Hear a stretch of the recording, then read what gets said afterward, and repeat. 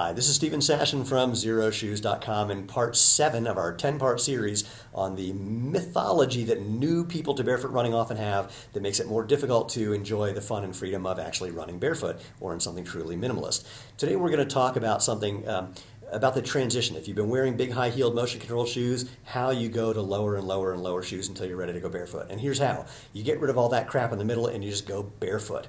The idea that you needed to make the transition to lower and lower shoes was invented, surprisingly, by shoe companies selling stuff that gets lower and lower and lower. There's no evidence that you need to do that whatsoever. If you look at the previous video about stretching your Achilles to be able to handle barefoot, you'll see that that's not necessary. I just ruined the surprise if you haven't saw that video. If you have calf soreness or Achilles soreness, it's not because you need to stretch your Achilles. That was video, I'm looking at my notes, number 2. I just ruined the punchline there as well. But again, that was just propaganda made up by people who wanted you to buy a whole bunch of shoes until, frankly, you decided to stay in their shoes and not make the transition.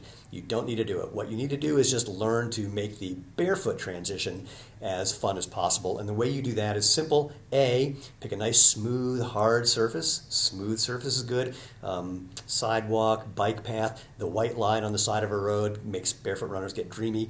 Then take off your shoes, go for a nice short run, 200 meters, 200 yards, 30 seconds, and then check and see how you feel the next day. If it hurts, do something different till you're having fun. And the hurting is going to come from things like overstriding, reaching out with your foot too far in front of you, or pulling and pushing with your foot instead of lifting your foot off the ground, landing too hard instead of thinking about having your feet just travel across the ground.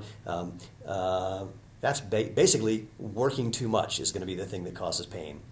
So as you go out for a short run on a nice smooth hard surface, by the way, the reason I say hard surface, soft surfaces is just like taking the padding from shoes that you don't need and putting it into the ground. You don't need that. You want to get the feedback from the ground that will give you the information about what you're doing as fast as possible. Smooth, hard surface and bare feet will do that. Zero shoes too, but we'll talk about that later. I'm not going to try and sell you on that. Frankly, I sell zero shoes. I make them. That's my business. And I would say barefoot is the fastest way to make this transition. If you're in a place where that's not appropriate for some reasons, then zero shoes are the next best option. But again, smooth, hard surface, bare feet. Wonder what can I do to make this faster, easier, lighter, and have more fun. Experiment until you're having fun.